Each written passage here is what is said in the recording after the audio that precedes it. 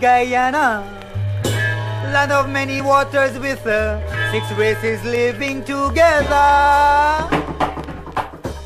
Globespan is a Guyanese dialogue moving towards the realization of one nation in one Guyana. It's a platform that offers an all-inclusive discussion, with the pros, the cons, the ones that is taken aside, and the ones that stand in the middle. Globespan believes agreeing and disagreeing are part of the nation's building.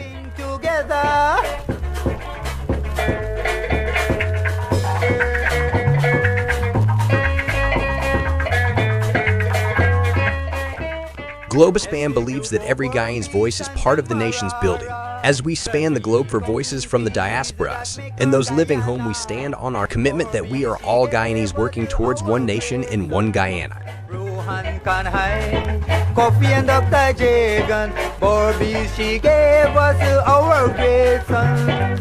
Rohan Kanhai, Coffee and Dr. Jagan. As the world turns on its axis bringing changes, we as Guyanese must adopt to those changes for a better Guyana for all. Globespan stands on its axis with its belief that one nation, one Guyana, one destiny must include voices from all corners of Guyana.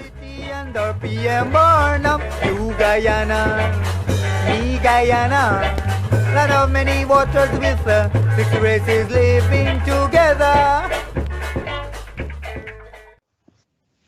Welcome to Globespan Television here in New York. To all our listeners, a very special welcome to you on this day. Happy Diwali to all of you, far and wide.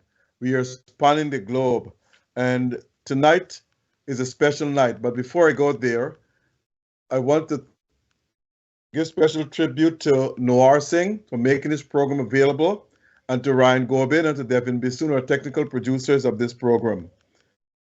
We are streaming live on Facebook and YouTube. And as I said to you, Globespan has always been a fair and balanced network. So with that said, and with everyone celebrating Diwali, enjoy yourself, but be careful. Now, tonight we have a special guest here. He was here once before. His name is Mr. Joseph Prasad, a former engineer, an engineer and former technical advisor to President Chedi Bharat Jagan. Joe, welcome to the program.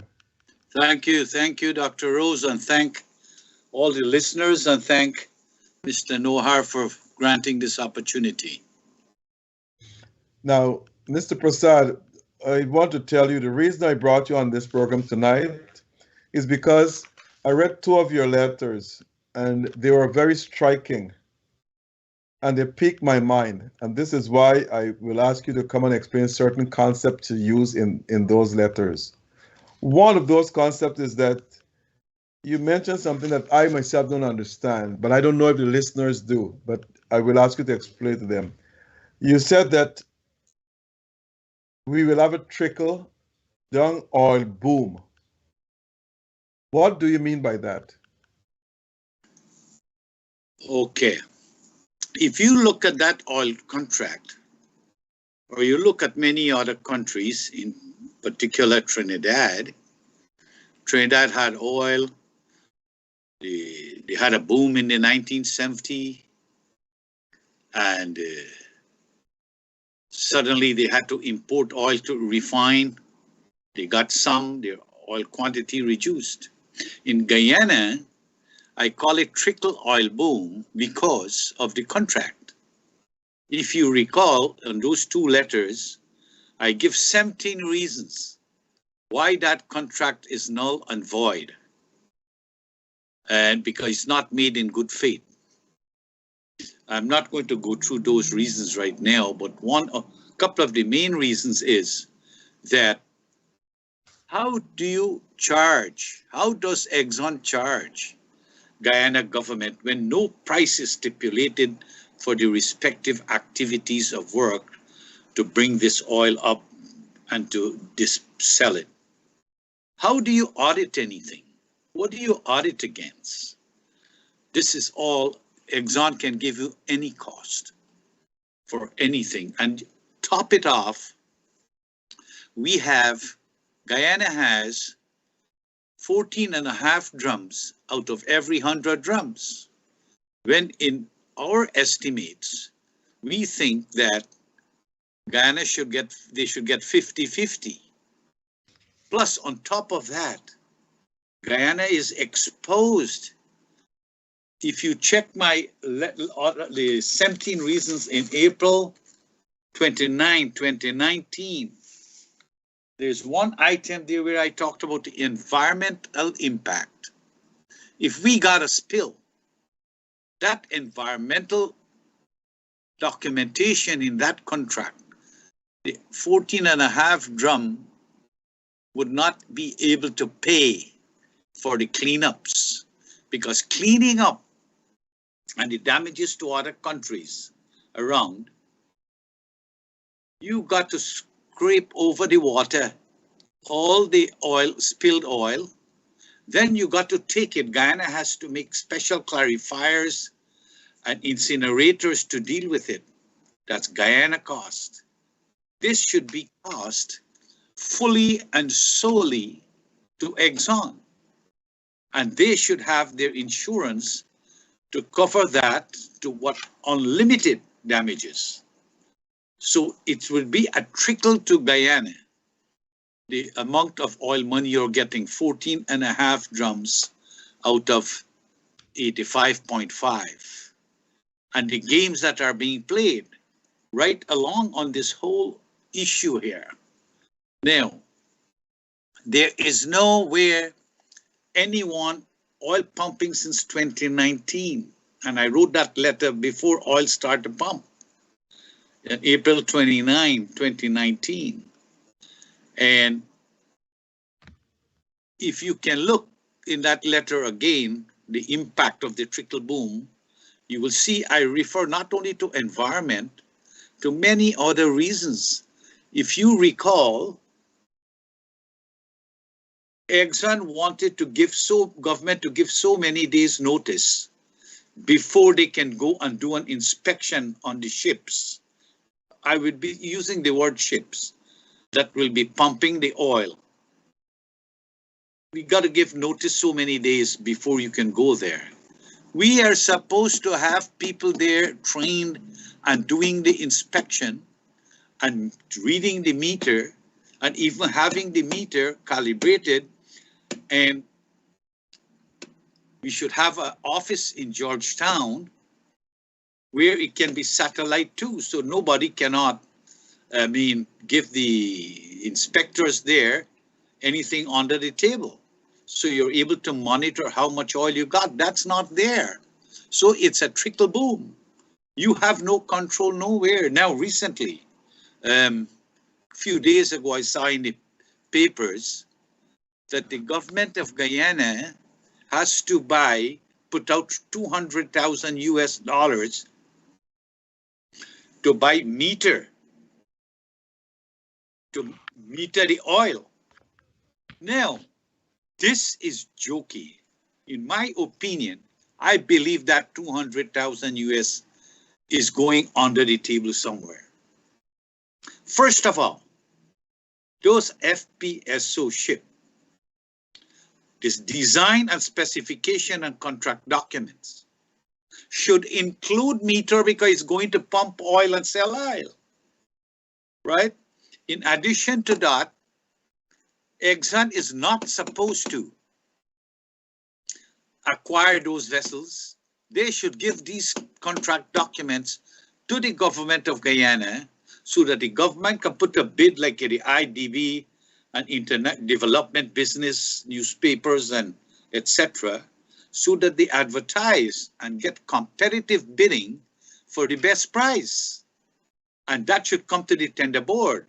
In evaluating these contracts, right? We can have 1 or 2 or 3 of Exxon technical personnel along with our Guyanese people at the tender board evaluating the contract for those ships, but they took it upon their own. That again is another reason that this contract is null and void.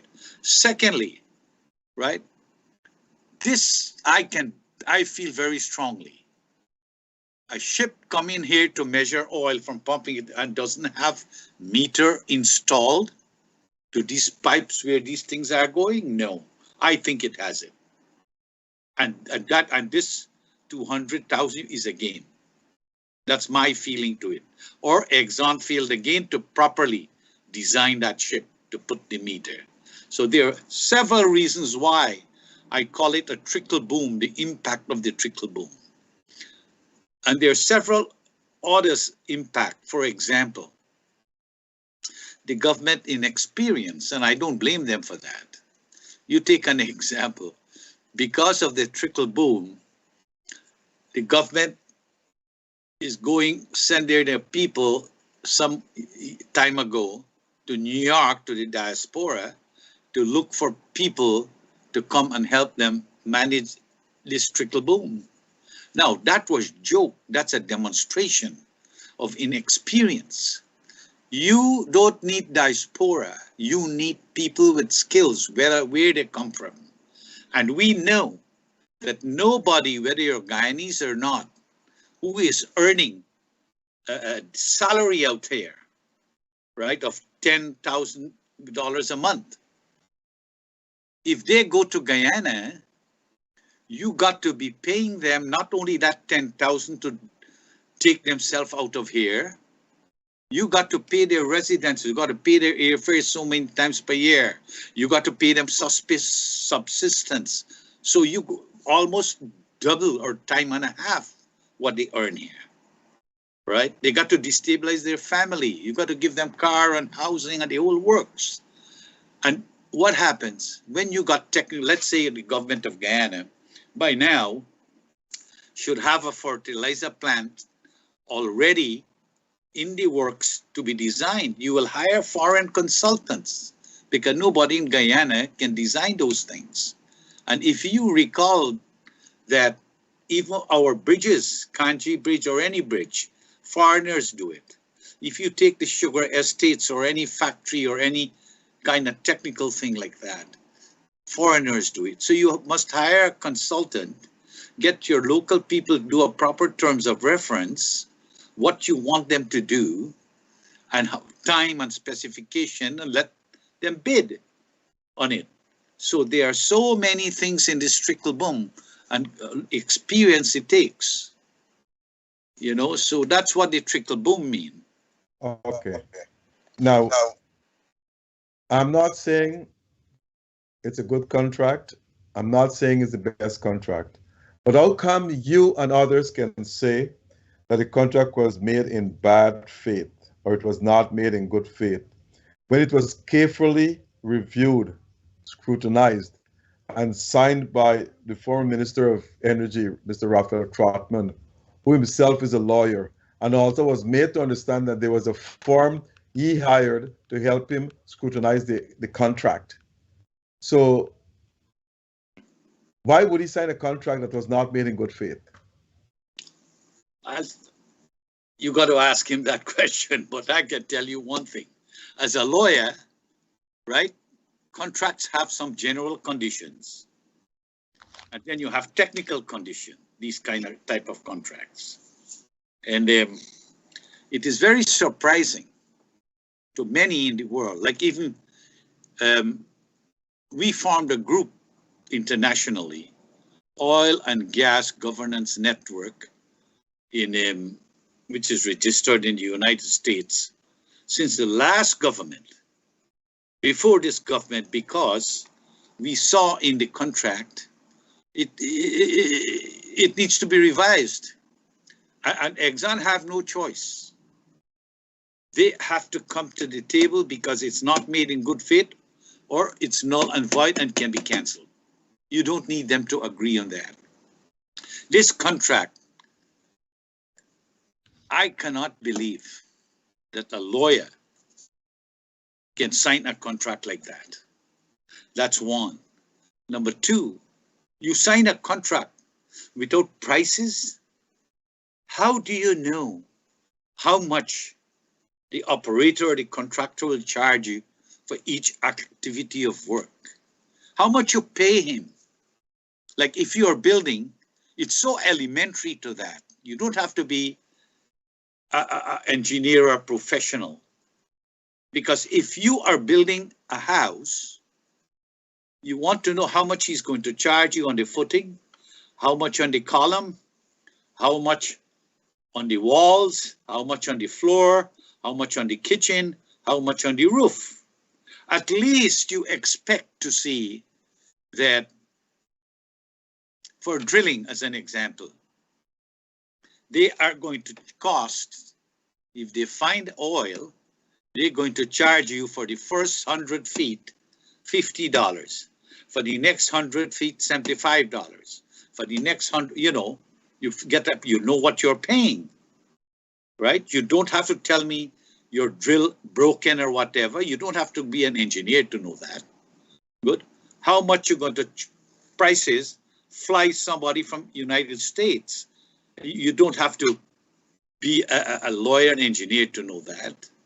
And you put your bracket increase due to inflation or cost rise. You recall that they charge $6,000 for someone to fly from Miami to Georgetown. 6,000 US. Who is charging that? That was charged by Exxon a few years back. Okay. It was published in the paper. Okay. Now, these costs and living costs, etc., there must be an established amount for each manager, each cost, so you know how to pay. So when I heard GRE auditing and the who and all these auditors coming in, you have no price. All you can do is an arithmetic check that they are submitting these bills and here are the costs. And in our calculation, we should be 50-50. We don't want to check how much money you spend. Let's measure how much oil is sold, right? I said that a long time ago. How much oil is sold? We calibrate the meters, right? And you take half and we take half. And you take the expenses. Simple as that. So I am very disappointed that consultation was done and a contract like that was written. Let me play the devil's advocate here. If one government signs a contract with a company, a foreign investor, and then that government changes 2 or 3 years after, the new government, do you think the new government has the right to say, well, we want to change the contract? What that will tell international investors, if every time a government changes, that government wants to change the contract, or wants a new contract, or wants to renegotiate that contract. That is good for the government. Let me tell you a story here. But does government do that though? Yes, this contract can change. Guyana is a sovereign nation.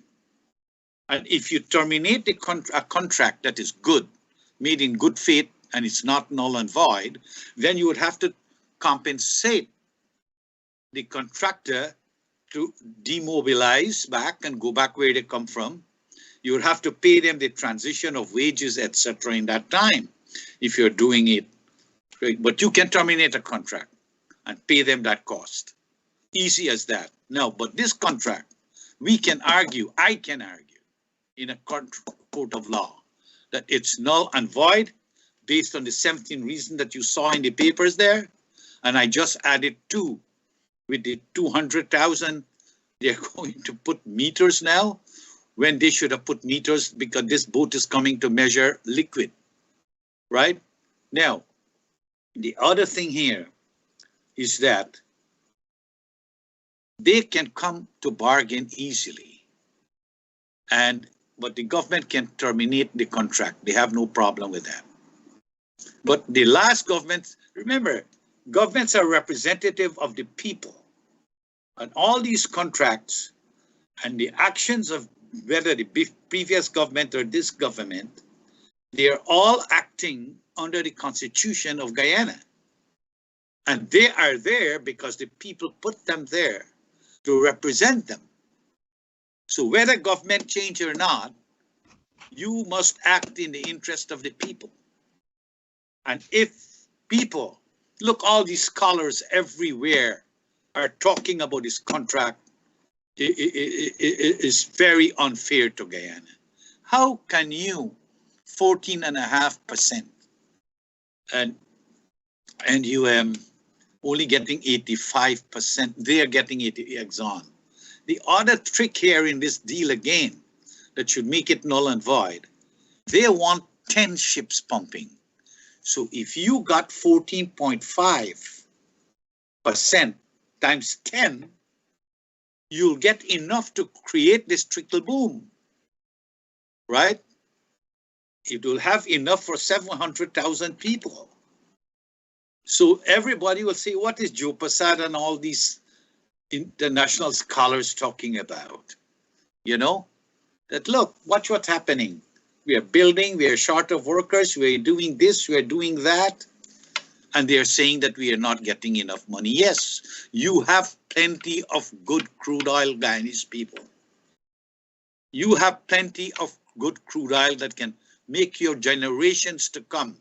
Don't give it to Exxon. Stand up for your right. You put government there and they must be responsible to account to you. You don't account to them. That contract must be changed for the interest of the people of Guyana.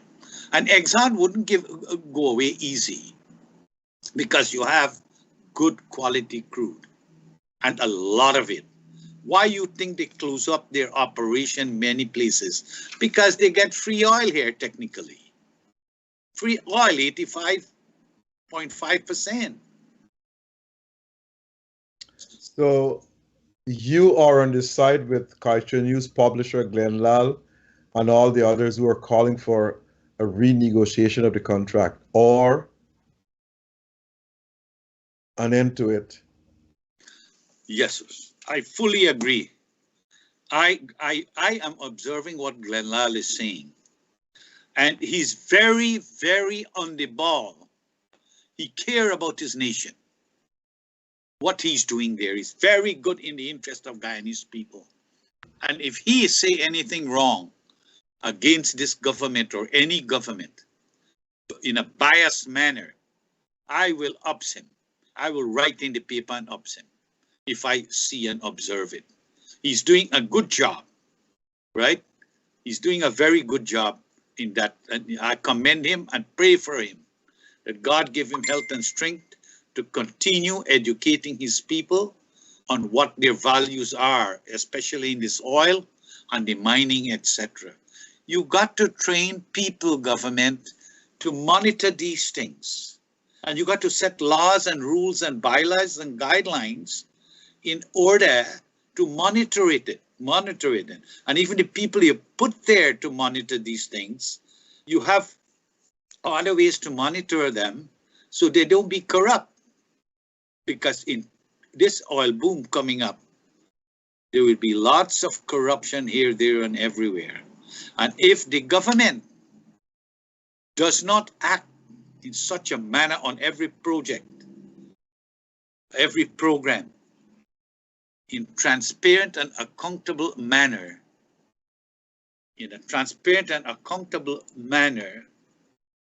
you will have contractors and consultants and people coming from everywhere to get money, make money, and capital flight. They take your money. When they're gone, you don't have enough foreign exchange. That's why Trinidad in their time, you have to get approval before you can get foreign exchange. So if the government does not act transparent and accountable, put a proper tender board, show that we are serious, then, as earlier you asked me, foreign contractors will come. There are many consultants and contractors who will come and love to work under an honest and straight system instead of putting money under the table in people's hands. Okay, in the same letters, you mentioned something again which I don't understand. You said that an oversized budget could lead to a heated economy.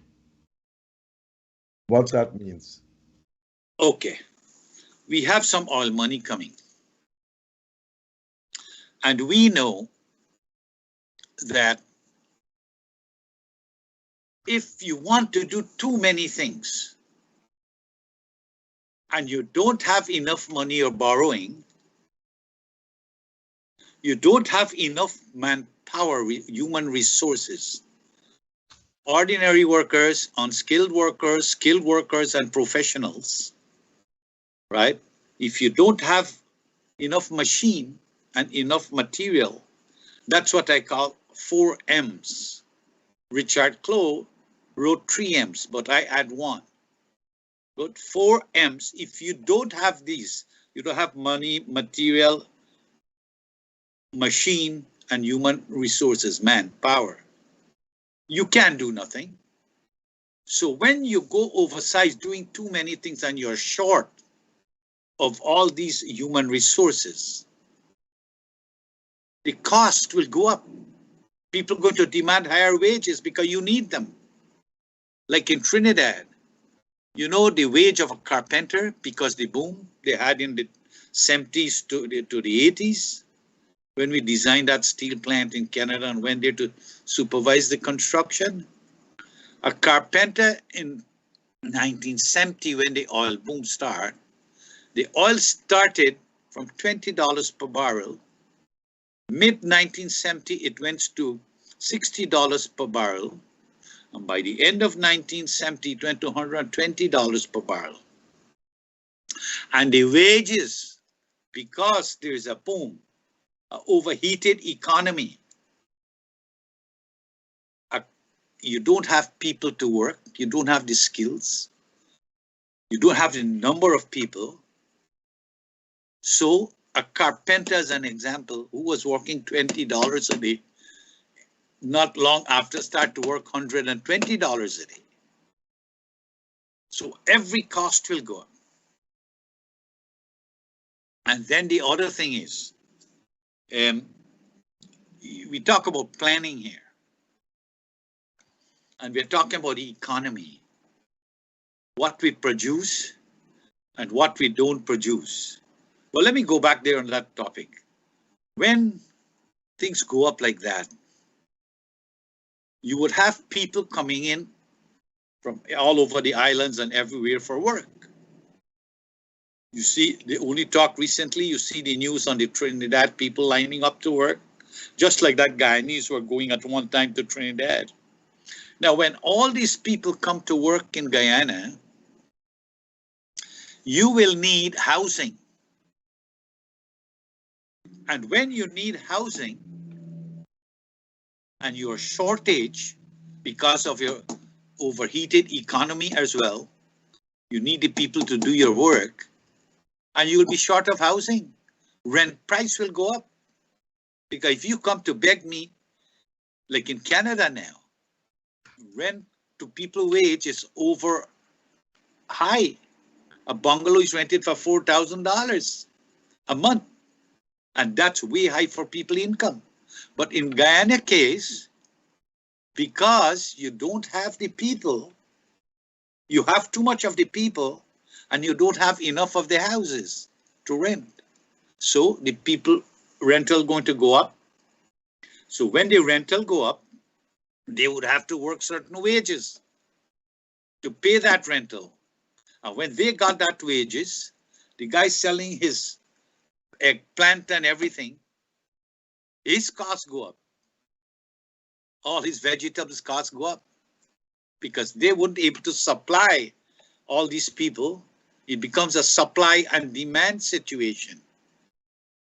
And that's like in Georgetown right now, lots of the people from the rice and different places in Belize has gone to work in Georgetown and the neighboring areas. The rice farmers are suffering. They're they're paying high wages because of the scarcity of workers. You know, I can go on and talk. Now, I want to ask you this question though. When Richard Clow mentioned the 3 M's and you said you had a fourth one, Richard Clow mentioned money, materials, and machine. What was he referring to? Okay. In Guyana or anywhere you have a boom, You'll have to get cement, construction material, timber, wood, stones, and everything else. And if you got boom that demand all of this material and you don't have it, there will be a shortage. Unlike the human skill, the engineers to design these things that you're going to build. And you don't have the mason and the carpenters to do certain jobs, the bricklayers, and then the ordinary laborers. That's a shortage of manpower. That's a material. Well, of course, money. And machine, you don't have enough machine available because there are works happening everywhere. Overheated budget. Too much to be done with these resources short. Now, you mentioned in the letter as well, and I'll pivot back to the letter, that successive governments have not been utilizing our land properly, land use, which you said is a major issue for Guyana and other underdeveloped countries. Explain. Okay, this is interesting. First of all, we are talking here economics. We are talking budgeting. We are talking planning.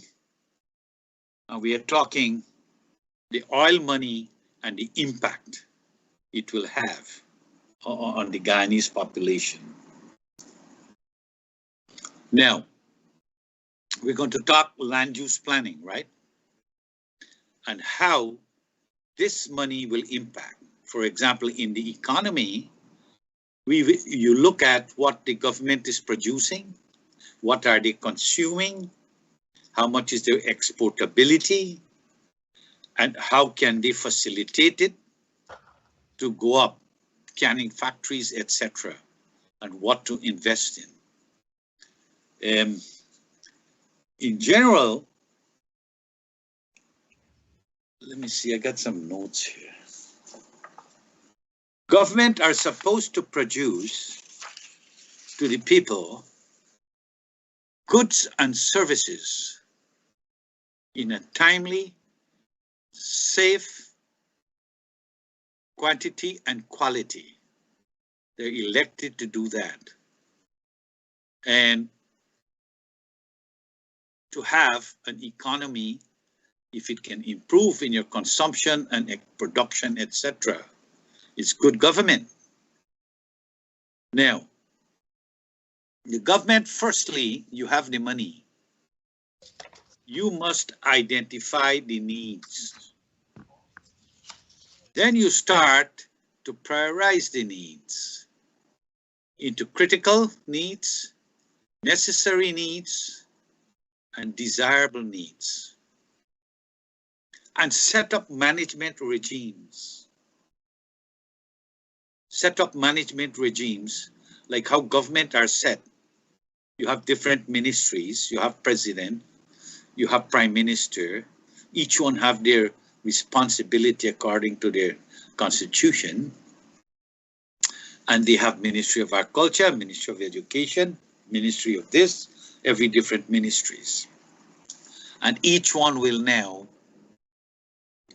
have their directors and deputy ministers and permanent secretaries, directors, and their programs must be defined properly. In Guyana case right now, the government should estimate 3 million people in 5 years, look at what 700 people occupy now, and estimate in 5 years because of your oil boom that you'll have 3 million people. Can even be more or maybe some less. And you start to look at land use and planning over 100 years period. Once you can establish that, and the first thing this government should have been doing, right, one of the things first in the planning for the oil wealth and whatever, they should be doing land use planning. And the first thing in land use planning for the expectation of the pace of growth, the economy, they should be doing photogrammetry. That is a plane travel in the air and take pictures that will be translated to 3 dimensions. In other words, you're able to have the topographic, and you can look at the vegetation and got some idea about the soil conditions and where is swamp, where is what can grow on higher lands. And doing that, you're able to design now where to pass roads, where to do streets, where things, agriculture will be growing. You might want to say this area can have a canning factory, that these are the products can grow here, like soursop and some other items that is high priced over there that is said about, like Saijan, Moringa, right? These things are very high priced in the stores over here. So they look at what they can export. You know, you start to look at agriculture and identify your lands. And then in the land use planning, you look where you're going to pass your roads to facilitate all of that. You got to look where you're going to make people to live, subdivisions. And then you got to look where you're going to put industrial estates.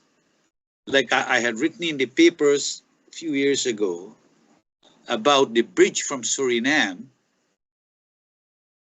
should go, a road should go to Supanam, and a branch road should come behind New Amsterdam somewhere, and another branch road goes to Georgetown and go through the bridge, the harbor bridge, and take you, and another road back of the West Demerara main road at the back there somewhere, right? Also for development, because you now have the gas project coming on, so you're going to have cheaper and cleaner energy. So these are all ideas, and you might want to put a railway from Brazil, connect Venezuela, and come to Babis. So you have 2 ports to import and export. Now, importantly, the Georgetown, you know, before we all were born and man was on this earth, the water found their ways. And when we do things in that water, those rivers, we are going to prevent them from functioning properly. And it can cause great sedimentation. Like those 3 contractors who call Vichy, and they gone and excavate and whatever they do and build an island at the mouth of the Demerara River. I hope they have done sedimentation tests, etc. Or else forever there will be a cost on Guyanese to have a boat in there pumping, extracting sediments to get out, and that's a cost to Guyana. I hope they have done all these checks and balances. Even the columns from the bridge, the harbor bridge, it can cause water path to be different and cause sedimentation. And with the oil boom coming, we're going to have more wharves on both sides of the Demerara River. And that also will be affecting the proper flow of the river. The government should have by now all the lands about 1 mile east of the Demerara River and 1 mile west of the outer bank of the Demerara River. Preserve those lands for industries, canning factory, a cement plant, a fertilizer plant, a methanol plant, those things you need. A cement plant for the boom and the construction. And also, we need fertilizer plant, which they should have already got into place, so that we are an agriculture nation. So you can provide fertilizers at cheaper cost and create employment. But now it has reached a point where you don't have enough people to do that. So in land use planning, you need physical infrastructure. Like you will need houses, to these people. You will need roads, bridges. You got to particular calculate drainage systems. Housing, immigration, airport, car dealers, housing and planning, etc. All would be health is important.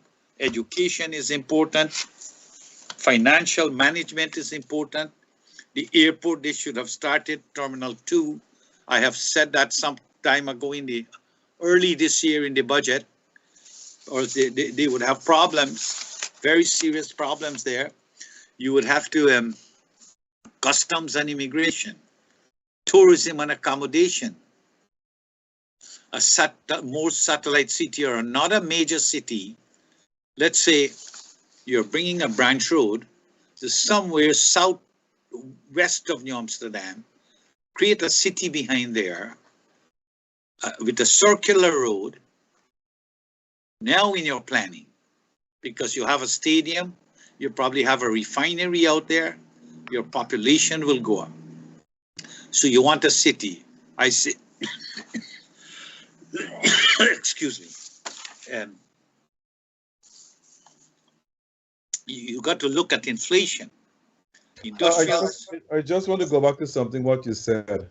You said that in 3 years' time, Ghana's population will increase to 3 million people. We're under 800,000. This means you're asking for at least 4 times increase of a population. But no country's population has doubled in 3 years. Oh, the problem in 5 years, I said. But well, even in 5 years, no country's population has doubled in 5 years. Not even 10, not even 20 years. Okay, Trinidad population almost doubled when they had the boom. No, Trinidad always had a million people. Now it's about 1.3, 1.4 million. It was more than 1.2 since then with the boom. Lots of people leave after things get tough. Now, I'm very close with what's happening in Trinidad. And now, what happens? The world has got costly and difficult to live. And people from the Caribbean are going to pour in there. And from Venezuela, they are pouring in, right? People are going to pour in there for working at all levels. Hence, population will increase. I estimate that might be a 25% confidence interval, right? That it can be about 3 million people in 5 years, because people will come from everywhere for work and survival. But what I'm saying, when you do 100-year planning, you got to be planning that for this population, it's not 5, it can happen in 10. But you start to plan, and your land use must be set in such a way, your roads, bridges, everything, and where your roads, then later on you'll build more bridges and roads and accommodation and industries, you know, and then crime. If government does not establish transparency and accountability, and you got this boom, and people going to get money, they're going to be in the rum shops all night. When they got paid on Saturday, you don't see them back until Tuesday, right? Now, when the economy goes down, when Exxon take all their oil, okay, they will be psychologically damaged, need-driven, and it leads to crime. A few months ago, Trinidad had 17 murders in 1 week. About 1.2 million people is the population. So there are lots to be considered in these situations here. Let me talk about Georgetown a little, right? Georgetown is a quadrant city. Meaning that you look at the Damar River, the east bank of the Damar River and the Atlantic Ocean meet together. And if you put a dot at the lighthouse and draw a big 1 mile radius circle, you will see that we fit into the southeast quadrant because we are bombarded by the Atlantic Ocean, the East Coast Road, and the road from the airport, the East Bank Road. Now, you have several issues there. You cannot have, let's say you didn't have the river and the ocean, and you could drive and come in on the East Bank and you can drive around Georgetown on a road, a circular road, would make things easier to build and increase your population density. I am saying that the population density should not be increased. You're creating chaos because Guyana, that Georgetown, is prone to flooding. And we are below sea level. And you're a quadrant city, you cannot move traffic. And now they are building more hotels and everything. When you do that, you're going to have more surface. So water would not seep under the ground if rain falls through the grasses because you're going to have more concrete surfaces. So you got to hope to pump this water out. And if you recall, in 2005, the big flood we had, while maintenance were poor, but we are now increasing the population. And that's the problem. There's a serious problem there. Hence, Georgetown, the government needs to relook at the population density. How are you going to deal with the traffic chaos? You're going to create stress to people. You're going to increase crime. You take as an example, Dr. Rose. You come long time ago, you can travel from Crabwood Creek to Charity on the same road that people lived. You had small cars and you have very few cars. I remember as a kid, we sit at the Quarantine Road there near Upper Skelton, and we sit for hours as young boys on the road, hiding from our parents, smoking cigarettes. No car pass in a hurry. Then cars start to pass again. Now with the oil boom, and some years back, and since President Hoyt opened the economy, people start, and he said, if who got money, bring things, right? And many things were duty-free. Cars increased.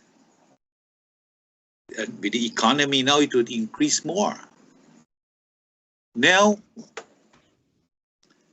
this government, you know, these roads from Crabble Creek to Charity are service roads. People live on both sides, doing their routine home things, cook, buying groceries, children go to school, everything. And some people would park their cars or tractors on the road, live on the roadside, right? They don't have place to park their tractor at night. People steal the parts, right? Now, until government start to do something else, you know, I mean, one thing, let me make a note here, right? And now, there would be more cars. Now, you can't make double lanes.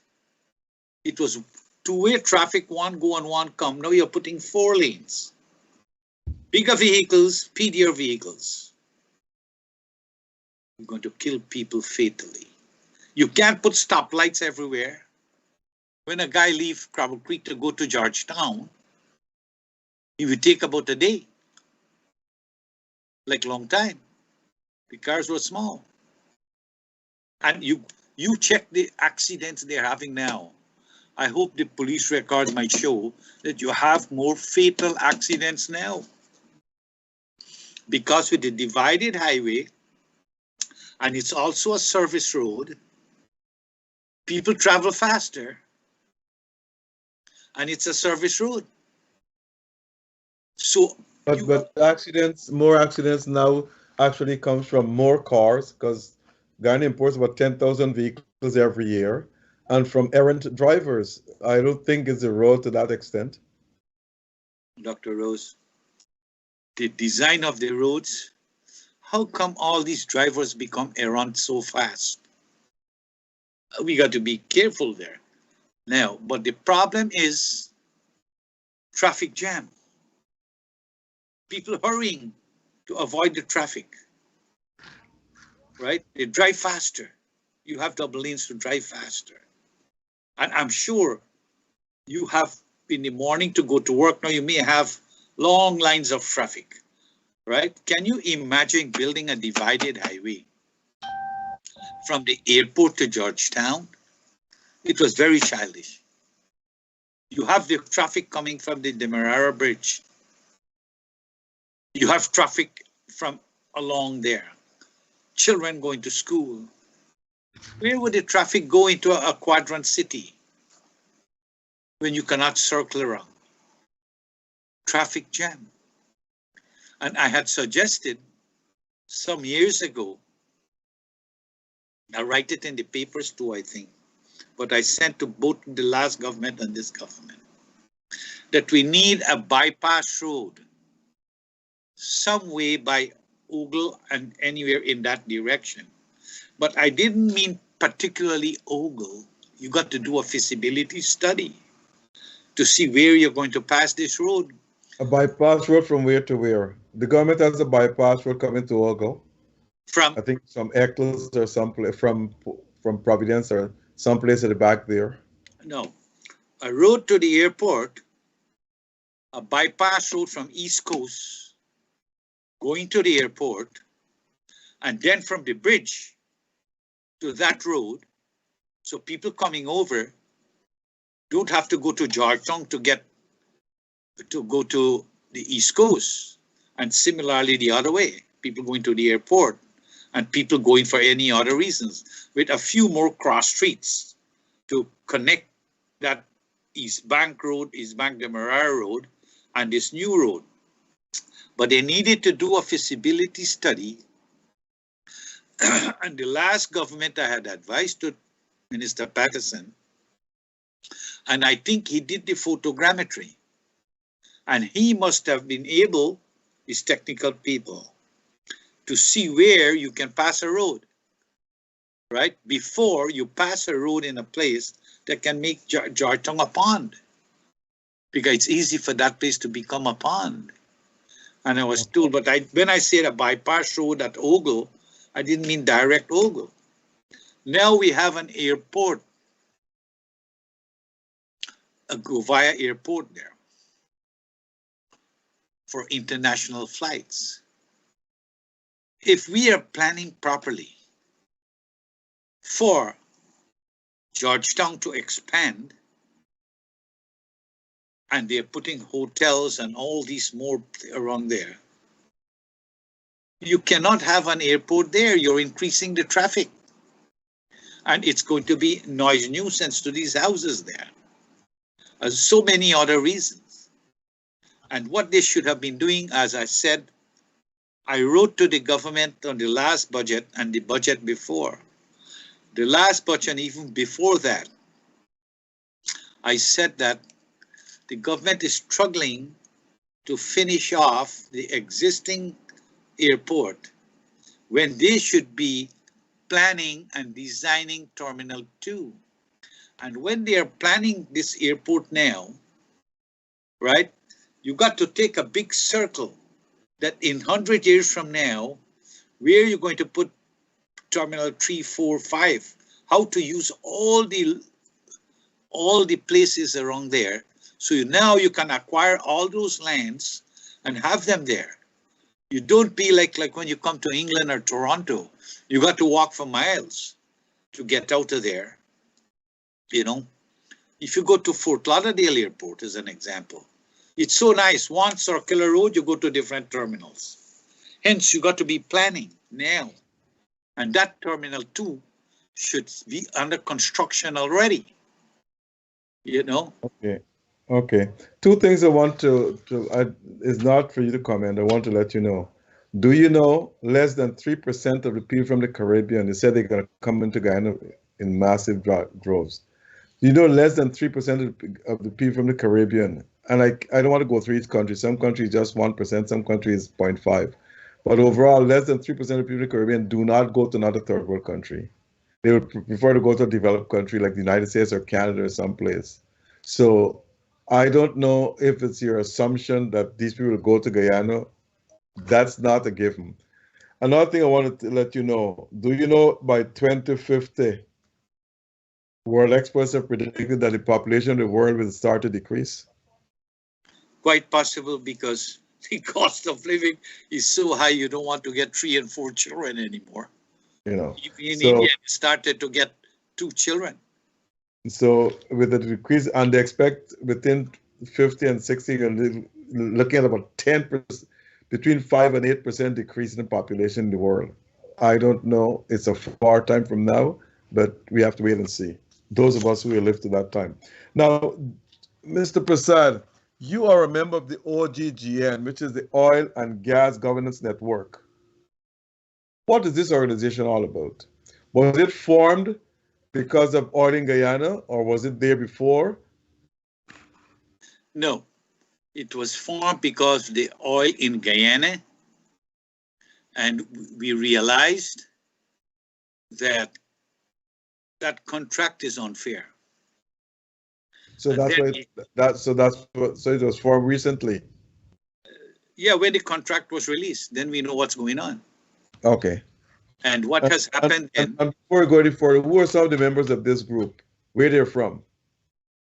Oh, you have people from internationally, Okay. Guyanese, etc. We got lots of professional people too as directors. Okay. And members, etc. And it's a properly registered organization. Mm-hmm. And it all meant to look at this oil contract. But now we are talking about communicating in other mining facilities, right? But how it will go will depend on the members and how they want to do that. But it's all in the interest of the Guyanese people. Like you have seen some writings, you have seen there's a radio program at Kiteshore News every 2 weeks. And so the intention of these people are good. And there are lots of discussions once every Wednesday night where we talk about the issues, the oil, and hope and pray that the government would renegotiate. We are these people experts? Are they qualified in those areas of what you're talking about? Well, we got the CEO. He's good in his computer, and he's the backbone to have our weekly Zoom program, right? He, among others, produce a list of an agenda where we discuss.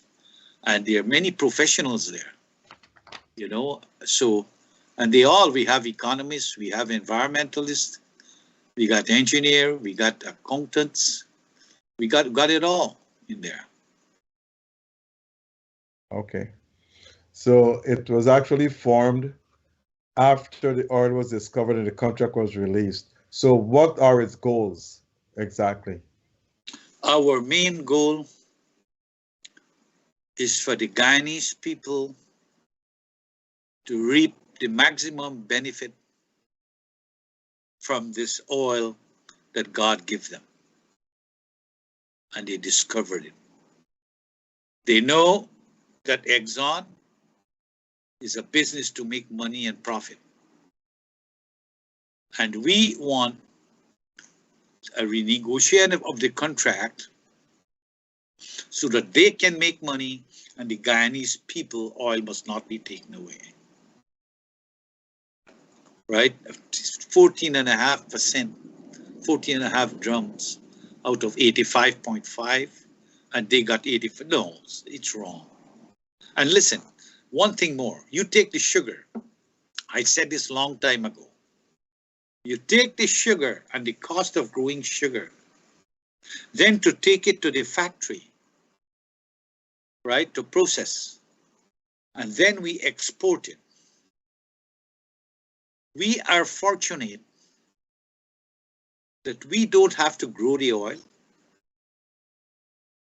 We don't have to transport the oil from the ground to the ship that is pumping it out. You check that cost alone and say 30%. We should get right there and then from the oil. Then our taxes on our profits, we should get at least 50% of whatever the sale is from that oil. And we have professional people work it out, calculate it. We have looked at those foreign companies who worked and advised, etc. And we discussed them. This is in the interest of people. There is no contract, sanctity of contract. Guyana is a sovereign nation, like I said before, and they can terminate any contract. They got to pay the demobilization cost of that contractor, and they got to pay the time period that they have had in their estimates, a certain period of time that they're losing income, right? How does OGGN broadcast its views? Does it have a newsletter, a journal, or something? Oh, we have a website. We are on Facebook. We have the radio program at Kaichur News there. Okay. Okay.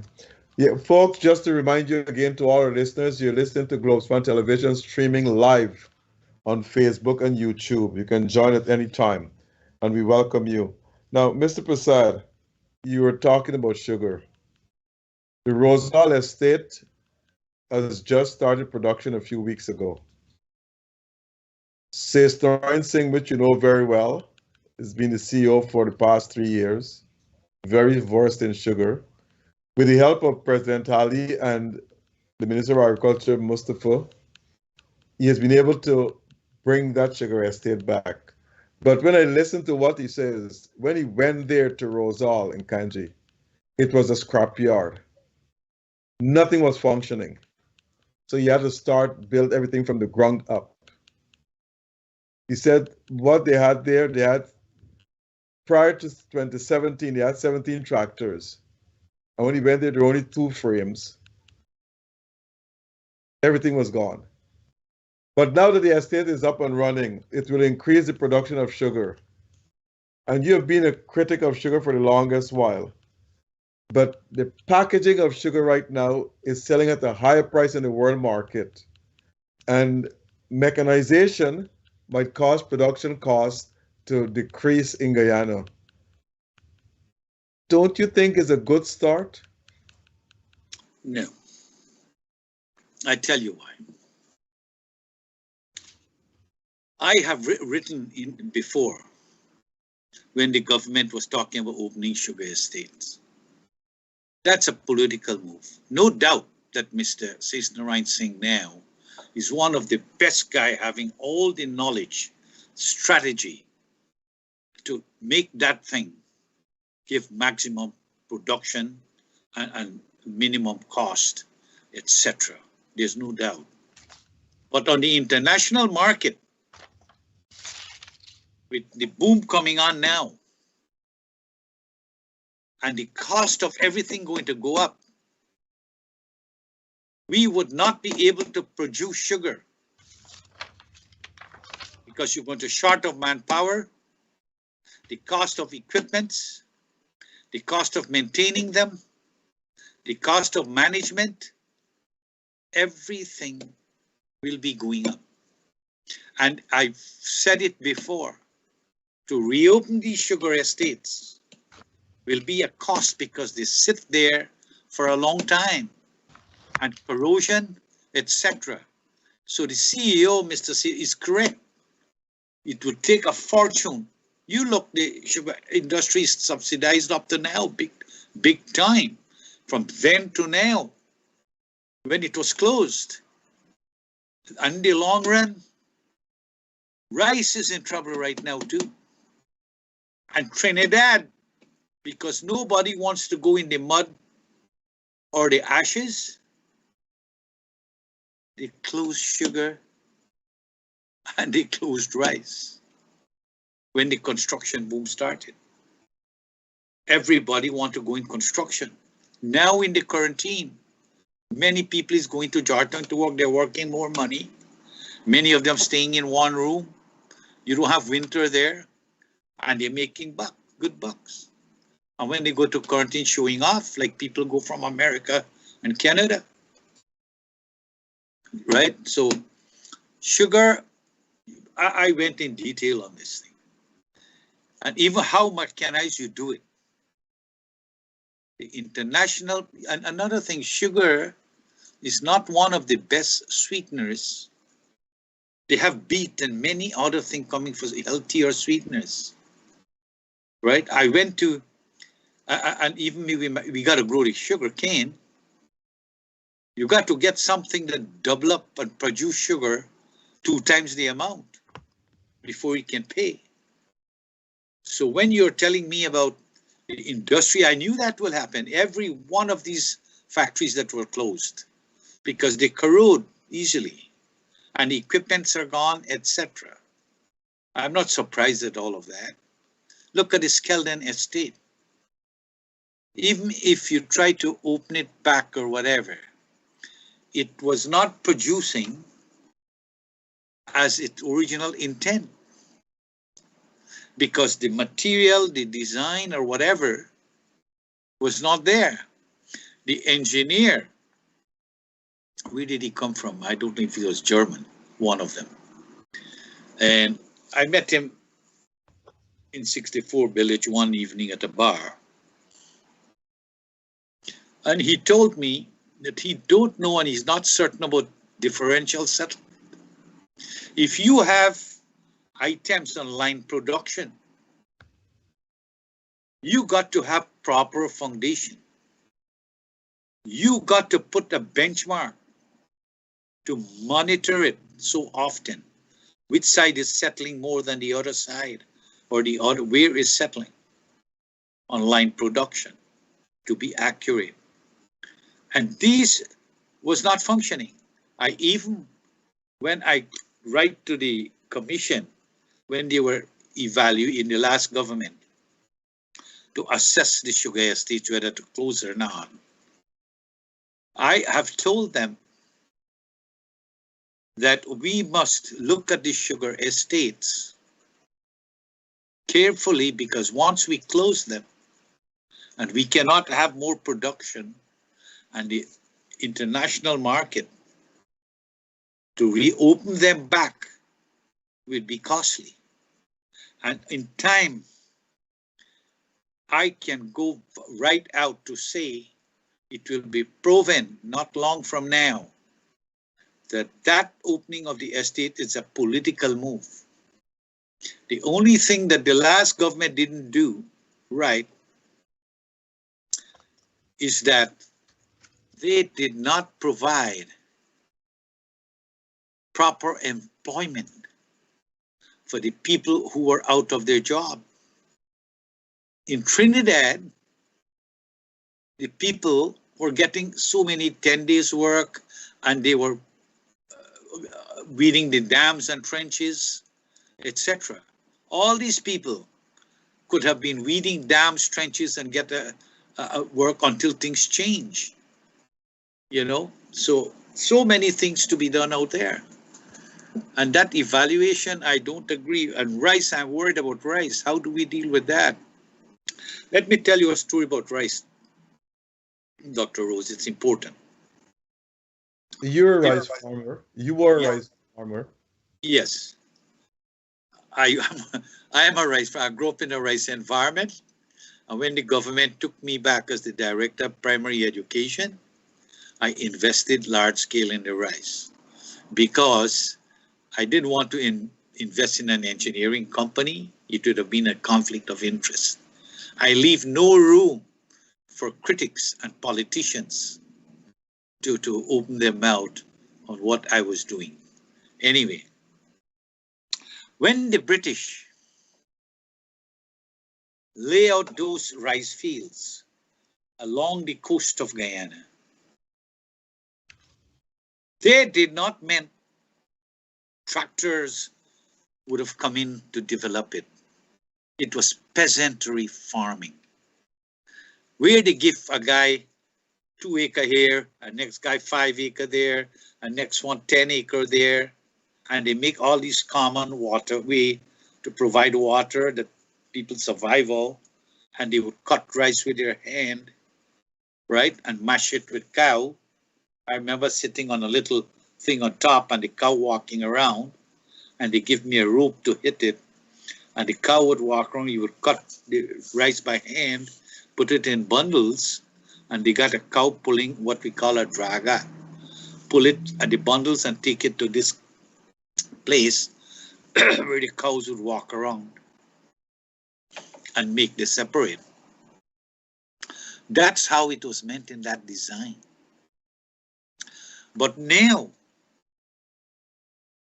there is a problem, big problem in the rice industry. One, there is no workers. The cost of production will go up just like everything else. Scarcity of workers, fertilizers, everything gone up. The fuel price gone up, labor price gone up, fertilizer price gone up. And people doesn't understand. If they got a bad crop and a bad weather and rain, and they don't have the yield,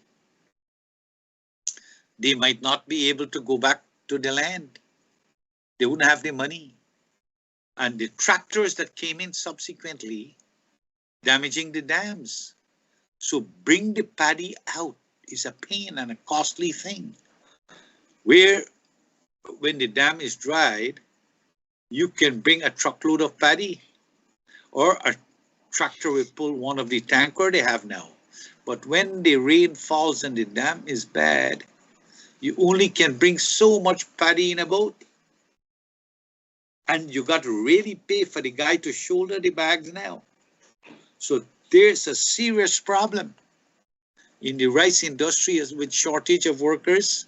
That is why the government should not have created an overheated economy. If you look at what happened, the government started to make everybody contractors, right? Maybe getting preparation for the next election. Any government would want to do that, but they should carefully plan. They got people pouring concrete, take the workers from the rice and have it overheated budget. They're doing too much. They could have waited and scale it down a little. That the election will be in 2 years' time. They would have do what they wanted to do. But they went in a rush, make everybody contractors. I went and I saw the fabric, the mesh they are putting to, concrete can get cracked easily. So you put this mesh in there to prevent the cracking, because concrete is not elastic. It can crack. So now, when you're pouring concrete on the ground, we call it slab and grade, you got to put that mesh about 2 or 3 inches on top of that concrete. If it's a 6-inch concrete, you got to put it about 2 inches on top. Or an 8-inch concrete, you put it 2 or 3 inches on top. That thing was lying flat on the ground, served no purpose, because the slab, when the earth slides at the side, they call it lateral shear, the concrete top will be in tension, the bottom will be in compression. So that steel that we put in there is to take the tension and don't prevent it from cracking. Now all these things are lying down flat on the earth. So the mesh serve no purpose. The BRC, what we call it.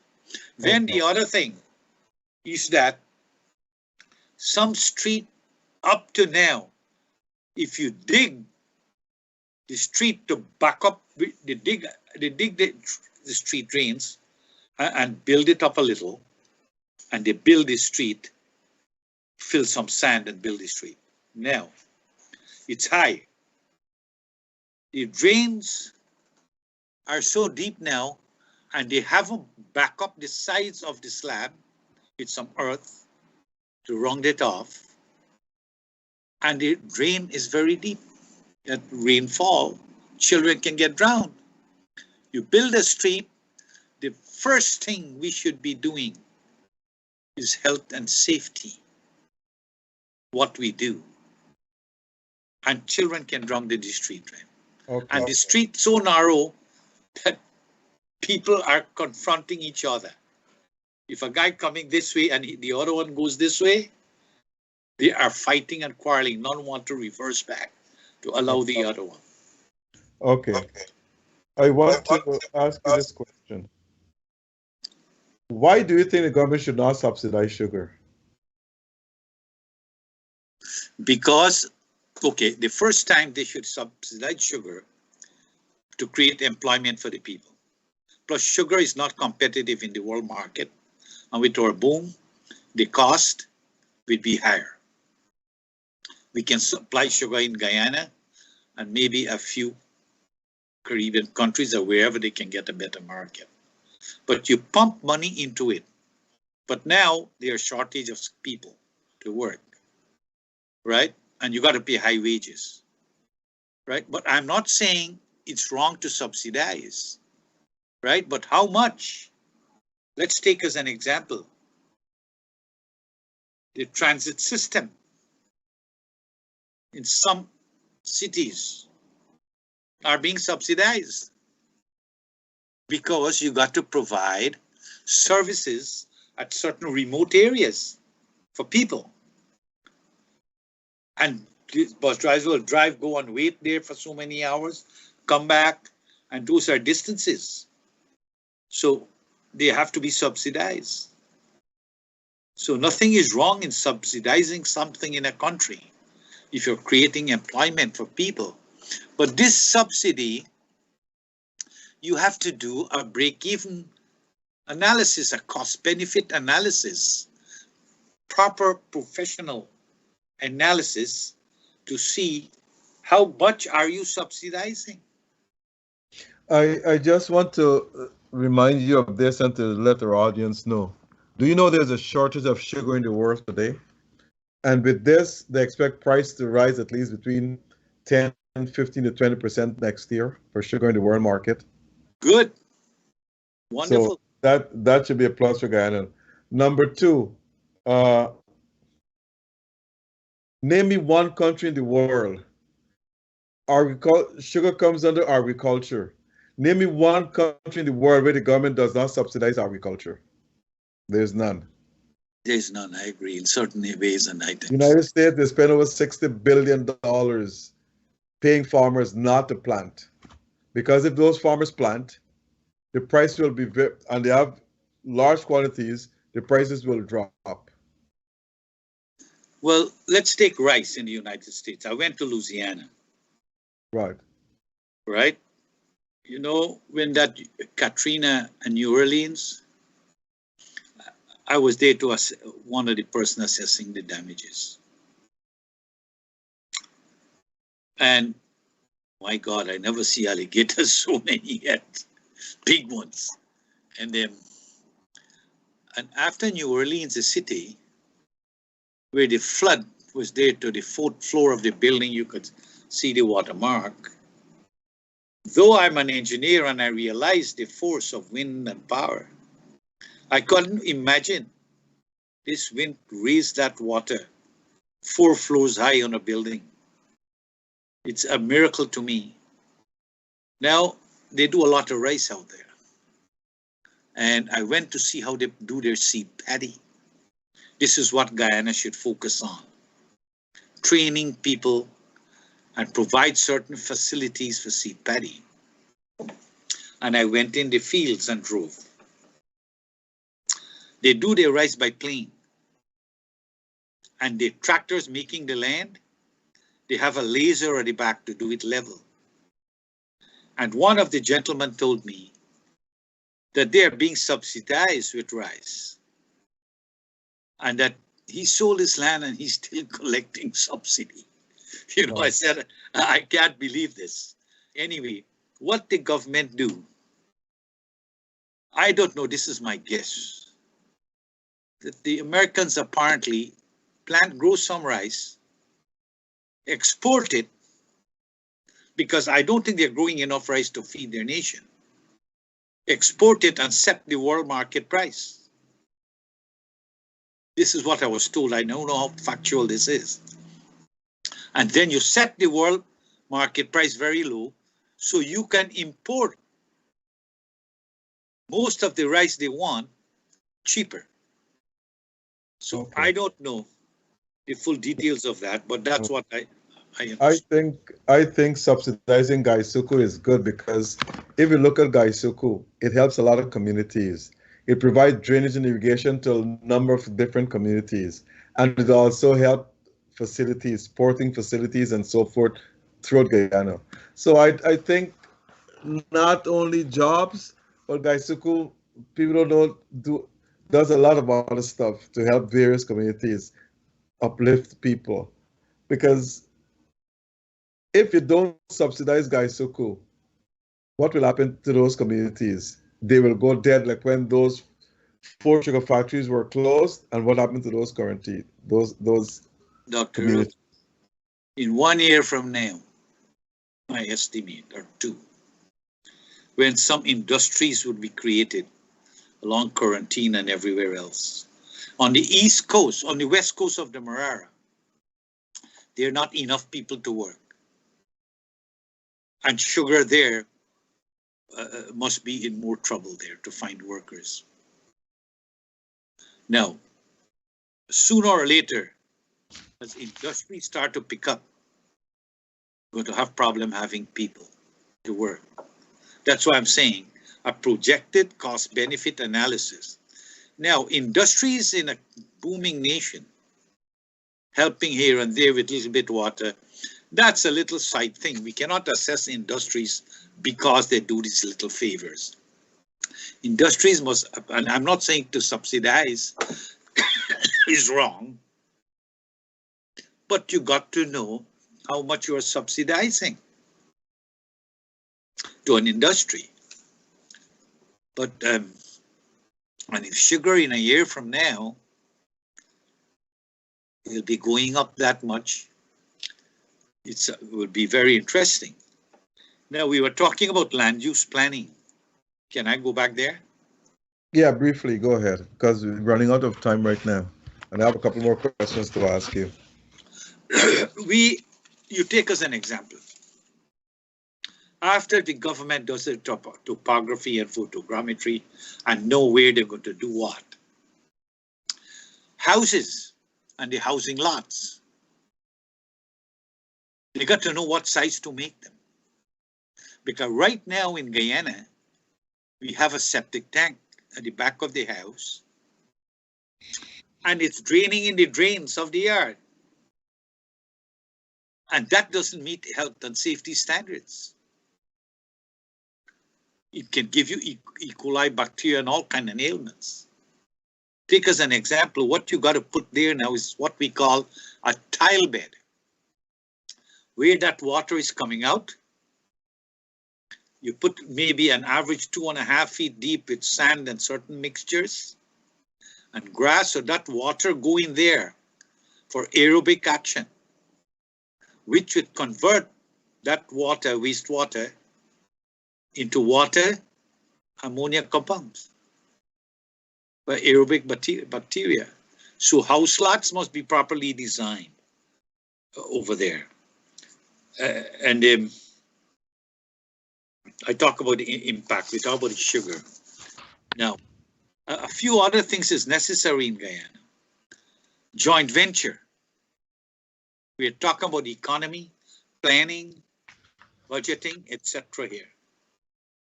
Right? Now, joint venture. The government must have local companies, contractors, or consultants in certain major projects where Guyanese does not have the skill. The government would have to employ consultants from overseas, and they would have to have foreign contractors. Let's say a fertilizer plant, cement plant, canning factory plants, etc. And the consultants must go joint venture with local engineering firm. So you transfer technology. Guyana needs now a cost reference manual.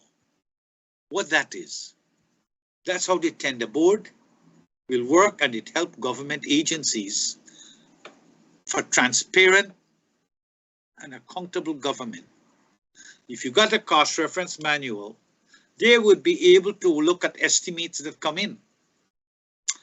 For example, this manual would list cement price in Georgetown, if the cement arrives there.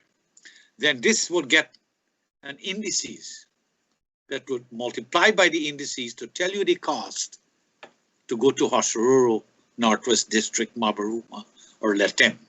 So they would know what the cost is. If it's tiles, if it's wood, or whatever, all the costs will be listed and constantly upgraded to meet inflation, etc. This, the respective government departments, tender board, will use as a guide. If consultants are having their own under the table agreements with governments, right, agents, when the costs come in, they will see, hey, this is way off here. Not even a 5 or 10% difference between our cost reference manual. And that helps for transparency and accountability. Then you want weight control. What Okay. that means. Can we leave that for another time, or just want to go to the border dispute, if you don't mind? Now, the ambassador to Venezuelan ambassador to Guyana announced yesterday that Venezuela will not invade Guyana. That's not in their plan, and I was saying that all along. But because I know Venezuela is not that crazy, Maduro is just doing this to boost his popularity at home because of elections coming up next year. But the thing is, I think what happened here for them with all the recent threats, and President Ali was quite right, and Prime Minister Phillips, to inform all the members of the international community, establish meaningful partnerships with regional allies and so forth. That was a good strategy. And all of them condemned Venezuela's action. But I think this came because the United States got a war in its hand in Ukraine. It has one in its hand in the Middle East. It doesn't want another one in his backyard. So I guess somebody had to warn Maduro. Don't take that route. What do you think, Joe? I fully agree, Warren. They started it, and you're fully correct. I'm glad that you have the same assessment as me. The second thing is that statement out there where Maduro is keeping back and not invading is very good for Guyana investors to come in, because people would have been afraid of coming to invest in a country where you have pending boundary dispute that is becoming out of hand. Would have affected the economy drastically in that sense. So I'm glad that it's building, with the present action, is building the confidence of investors. And cutting you, I've always said that Guyana needs to establish strong ties with Brazil, Argentina, and those countries, Colombia, and those countries. And President Ali meeting with the President De Silva from Brazil a couple of last week, or was Thursday or Friday, was a good strategy, because I don't think Brazil is friendly to Venezuela. And Brazil is the economic and military powerhouse in Latin America. No country could defeat Brazil. Mexico is has a larger army than Mexico and all the rest of the countries. I think Venezuela has the fourth largest army in the region, but still. So I think that was a good strategy, a good move on President Ali's part to meet, to discuss with Lula. And all this, I think, set in motion a trend to tell Venezuela the consequences will be dire if you make that move. And I think that they have to listen to it, because Venezuela is reeling from this. And if the United States will not even impose sanctions, but just cover Venezuela in this case. But the facts are the facts. Venezuela believed that Maduro believed that by stroking this thing out here, he's going to gain more popularity at home to offset the opposition. And I think he got what he wanted from it. So now it's time to back down and say, look. In addition to that, Dr. Ru, psychology teaches us that, like I was talking before, I write in the papers too that we should look at a railway from Brazil to somewhere in New Amsterdam as another deep water harbor for exports. So it would serve in our interior for our canning factories to bring our stuff, and Brazil can use it too. And we can connect Venezuela as well to share, make friends. And our President Ali should go there and meet with him and talk to him. He doesn't have to bargain for anything. Create a working friendship relationship. The human mind, right, is a vulnerable piece of consciousness. Okay, with that said, we have just 2 minutes. I would like to hear your closing remarks on this issue. What do you think of President Ali's, or do you think President Ali is on the right path to making Guyana a prosperous nation and improve the lives of the people? Your closing remarks. With the oil money coming in, Exxon will give them enough money. It's any government in power would create a boom to win an election. So it's not the effort of a government so much, but how much things you create and you do, and employment and benefit. But this government overheated budget have created starvation in Babis. People are suffering for the cost of food. And many people are saying that people like me are talking so much, and that people suffering there, the cost of living. Plus overseas, cost of living went up, and people cannot send the amount of money they were sending for their relatives. So there is a problem there. So I'm not saying that the government is doing everything good. They got to start planning.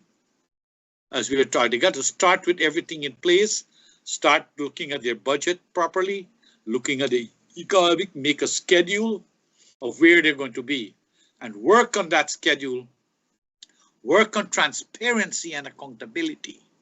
They need to do a lot of work on that. Look at this one. We're talking about President Ali, the government of Guyana. We don't have anyone checking how much oil is going for all these years. Now we're going to purchase meters. How can I say we are doing the right thing, please? It's not really up. I don't want to talk good. I want to constructively make criticism that is good for the government of Guyana, which government. Just think about that. Okay, thanks. I just want to say this to the authorities, which I think something is drastically wrong. If anyone lives in the Macedonia Joppa district, which is about 28 miles from New Amsterdam, or 14 miles from Rosal, and about 30 miles from Skeldon, and that person wants to keep a function, that person has to go to the NDC to have a permission. Then it has to go to the EPA for permission as well. Then after that, it has to go to the fire station, firemen to get permission. Then it goes to the New Amsterdam police station. New Amsterdam police station will sign off on it. Then after that, it goes to number 51 police station, because that's the closest station to the district. They will look at what's going, and they will sign off to it. And after that, it goes to Skeldon, and they will take a month, 2, 3 weeks before they sign off on anything. And then it comes back to New Amsterdam. And the commander will look at it, and then it has to go now to the courts, the magistrate, for the magistrate to sign off on it. Folks, this is what? Can someone tell me who planned this? Just to keep a function. They have to go to the NDC, they have to go to the EPA, they have to go to the fire people, they have to go to the police station in New Amsterdam, 51 police station, Skelton police station, then come back to New Amsterdam, then go to magistrate to sign off on it. Something is wrong. We can't develop a country when we have this type of. That's I don't know correct. what I heard of that stress and frustration. Who made this planning? Who did this? Somebody's got to correct this year. You should go to the fire people, you should go to the EPA, and that's all. And then you go to the police. But not, it goes to the Amsterdam police station, then it goes to 51 police station, then it goes to Skelton police station. And then it comes back to New Amsterdam, and then it goes to magistrate for you to sign off on it. What are we talking about here? Dr. Rose, if they should come to Canada and do it at my backyard. No, I'm hoping that the authorities are listening to correct this whole situation, because it is so backward, it is so archaic that I don't know how you can have something like this in place in this modern times. I'll repeat it one more time. The NDC in the district has to sign off on it. The EPA has to sign off on it. The firemen have to sign off on it. The New Amsterdam police have to look at it. Then New Amsterdam police send it to 51 police station. Then 51 police station look at it, send it to Skelton police station. They sign off on it. It comes back to New Amsterdam police station. They look at it there. Then it goes to a magistrate to sign off on it. This is ridiculous, to say the least. Absolutely, but you seem to be. When we make these comments, some people are saying we're anti-government or anti-opposition. We're not anti-nothing. This is, frankly speaking, and this is ancient way of doing anything in this world. And we can't move this country forward with that type of ridiculous policy in place. Thank you. Go ahead, Joe. Yeah, you seem to be very emotional about that you repeat it. Because it's wearing. And I agree with you. I agree with you. It's wearing. I have an organization up there. We have to apply to do all these things, and it's wearing people down. And then we have to pay for the police. Each place we go, the NDC we have to pay. The EPA we have to pay. The firemen we have to pay. New Amsterdam police we have to pay in every area just to have a simple function. One thing more I want to say it's before thousands of dollars people have to put out of their pocket, almost $40,000. So I don't know who is in charge of these policies, but I hope someone look into it and make adjustments. That's all I'm saying. I want to say one thing more before we close. Yeah, go ahead. We run out of time. Go ahead. Sharing money around is not good at all. You're creating a welfare mentality. Okay, we have to go, Joe. We run out of time. People are going to not have a working habit. And when the oil boom is done, they're going to be criminals like Trinidad. Okay, thank you, Joe. Thank you very much for being our guest tonight, Joe. And I must thank all our listeners for listening to us. And you can send your comments. We do read them and we take them very, very seriously. Also, again, want to thank Noir Singh for making this program available, and to my two colleagues, Ryan Gobin and Devin Bissoon, for our technical producers for producing this program. Thank you very much to all our listeners, and I've enjoyed the special Diwali evening. Thanks. Take care. Thank you, my friend.